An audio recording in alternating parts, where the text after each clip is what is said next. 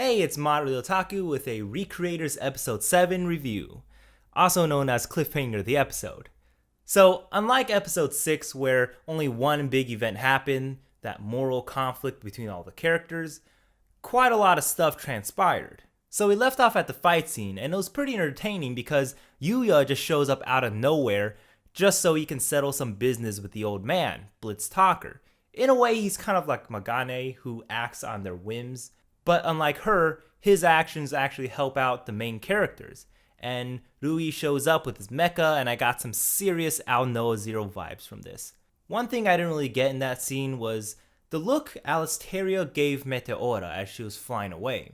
It felt like something you'd give your mortal enemy. It was just like, almost like hatred. But all Meteora did in the previous episode was try to reason with her.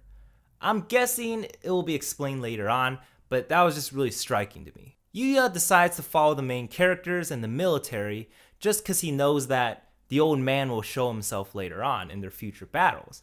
And he and Rui actually get along pretty well, which I absolutely love because they're characters from pretty different franchises, and seeing them get along is great. It'll probably add some more flavor to the main characters because it's all been pretty serious for now and just stiff. While the characters are discussing how to best take care of Magane, we find out that the characters can actually change when brought into our world, because previously, in their world, they're constrained to their own roles, but out here, they have all certain character traits that were overlooked that can come out and can change their actions. Kind of like Yuya. But that scene's thrown out the window because in the next scene, we see that she kills her creator. Maybe the effects of this world hasn't set in on her yet. Sota has another chance to tell the other creators the truth about the military uniform girl, but he chickens out. Again. So now it's up to the other creators to find out who she is. I would have used something like a reverse image search, but Rui's creator, Masaki, found her on a popular video sharing site, similar to Nico Nico Video.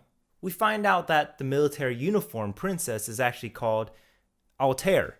Finally, a name that's much shorter to pronounce. At the same time this is going on, he's approached by Mamika and he tells her, of all people, the truth. I mean, if a cute magical girl came up to me, I probably would too. But Sota most likely knows Mamika's true intentions and that she's a good person, so he trusts her. And then the episode ends with Magane stalking them and smiling. She's a wild card right now, and we don't know what she's gonna do next. She's not helping Altair out with her plans, she's just going around killing people. And I have a really bad feeling about Mamika, to be honest. Something's gonna happen to her. Makane really likes chaos and watching people fight, so if the information Sota tells Mamika unites these two sides against Altair, she might try to shut her up, just so she can watch these two sides kill each other for her own enjoyment. I got some theories on what Sota's about to say for the next episode.